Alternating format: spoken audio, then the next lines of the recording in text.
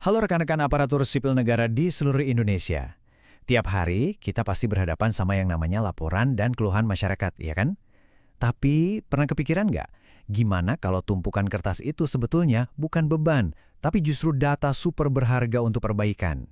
Nah, dalam beberapa menit ke depan kita akan bedah tuntas caranya. Coba dibayangin situasi ini. Ada satu keluhan yang rumit banget mendarat di meja Anda. Dari berbagai sisi, ada tekanan supaya ini cepat selesai. Tapi di sisi lain, kita punya tanggung jawab besar buat menangani ini dengan benar, dengan adil. Nah, di momen-momen kayak ginilah profesionalisme kita sebagai ASN benar-benar diuji. Ini dia pertanyaan kuncinya. Yuk kita sama-sama coba geser cara pandang kita. Sebuah keluhan itu bukanlah akhir dari cerita. Anggap saja ini titik awal, sebuah kesempatan emas untuk menemukan solusi yang lebih permanen dan membangun sistem pelayanan publik yang jauh lebih baik ke depannya. Dan ini risikonya nggak main-main loh. Setiap keluhan yang kita tangani asal-asalan, itu nggak cuma mengecewakan satu orang pelapor aja, tapi pelan-pelan itu menggerus fondasi kepercayaan publik ke institusi kita. Jadi ini bukan lagi sekedar masalah administrasi, tapi ini soal integritas. Oke, kita udah paham ya betapa pentingnya ini. Terus solusinya apa dong? Kuncinya itu bukan bekerja lebih keras, tapi bekerja lebih cerdas pakai metodologi yang pas. Jangan anggap ini sebagai birokrasi tambahan ya, anggap ini sebagai toolkit profesional, toolkit andalan Anda. Jadi apa sih sebenarnya metodologi investigasi itu? Gampangnya gini, ini tuh semacam peta jalan yang sistematis. Tujuannya jelas banget, bukan buat nyari-nyari siapa yang salah, tapi untuk secara objektif membongkar satu masalah sampai ke akar-akarnya. Ini pendekatan seorang profesional sejati. Terus isi toolkitnya apa aja sih? Nah, seperti yang bisa kita lihat, ada 4 komponen utama yang bakal jadi senjata kita. Ada cara kumpulin dan verifikasi bukti, teknik wawancara yang efektif, cara menganalisis akar masalah, dan yang paling penting, prinsip objektivitas dan keadilan. Oke, sekarang kita mulai masuk ke bagian praktisnya. Coba bayangkan, peran Anda sekarang itu kayak detektif. Tugas pertama kita adalah mengumpulkan petunjuk-petunjuk, yaitu fakta. Ingat ya, fakta, bukan asumsi apalagi opini. Kita bekerja berdasarkan bukti yang solid. Prosesnya sebenarnya simpel, ada 3 langkah kunci. Pertama, identifikasi. Kita petakan dulu, kira-kira sumber buktinya ada di mana aja. Kedua, kumpulkan. Ayo kita dapatkan semua dokumen dan keterangan yang relevan. Dan yang ketiga, ini nih yang paling krusial, verifikasi. Cek lagi keaslian dan relevansinya.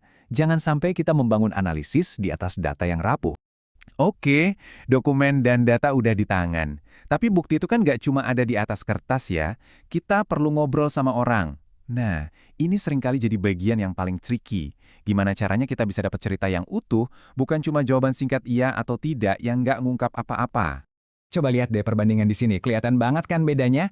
Kuncinya adalah ganti pertanyaan tertutup jadi pertanyaan terbuka. Daripada nanya, apakah prosedurnya sudah diikuti? Yang jawabannya cuma ya atau tidak, mending kita tanya, boleh tolong ceritakan bagaimana prosesnya berjalan waktu itu.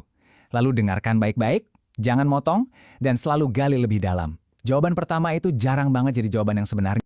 Baik, semua kepingan puzzle, fakta, bukti, keterangan, sekarang udah kita kumpulkan. Tapi ini baru setengah jalan. Tugas kita berikutnya adalah menyusun puzzle itu supaya kita bisa lihat gambaran besarnya, supaya kita benar-benar paham apa sih yang sebenarnya terjadi. Pernah nggak sih ngerasa deja vu di kantor? Kita ngerasa udah selesai satu kasus, bulan depan atau tahun depannya muncul lagi masalah dengan pola yang sama persis. Kalau udah begini, ini pertanda jelas bahwa selama ini kita baru ngobatin gejalanya aja, bukan penyakit utamanya. Nah, untuk itulah kita butuh senjata yang namanya root cause analysis. Gini deh analoginya, kita ini kayak petugas pemadam kebakaran. Kita bisa aja menghabiskan semua energi buat memadamkan api-api kecil yang terus muncul di banyak titik. Atau kita bisa fokus cari sumber kebocoran gasnya dan kita tutup sumbernya. Itulah tugas kita sebenarnya. Dan ini dia pergeseran mindset yang paling fundamental. Fokusnya itu geser total. Dari yang tadinya nanya, siapa nih yang lalai? Jadi bertanya, apa yang di dalam sistem kita yang bikin kelalaian ini bisa terjadi? Ini bukan lagi tentang mencari kambing hitam, tapi tentang memperbaiki sistem supaya kesalahan yang sama nggak akan pernah terulang lagi. Sekarang kita sampai di bagian terakhir, yang sebenarnya adalah fondasi dari semuanya, kode etik. Kenapa? Karena semua teknik dan metodologi canggih yang kita bahas tadi bakal jadi sia-sia kalau nggak dilandasi sama integritas yang kokoh dari kita sebagai pelaksananya. Ada 2 prinsip yang harus kita pegang mati-matian. 1. Objektivitas. Semua keputusan Anda harus murni berdasarkan fakta dan bukti, buang jauh-jauh perasaan atau asumsi pribadi. 2. Keadilan. Semua pihak, tanpa terkecuali, punya hak yang sama untuk didengar dan harus diperlakukan setara. Titik.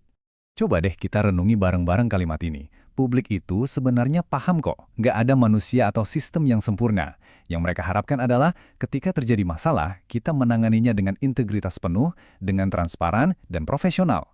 Dari situlah kepercayaan publik bisa tumbuh lagi. Jadi, lain kali ada keluhan yang masuk ke meja Anda, ingat ya, Anda punya pilihan.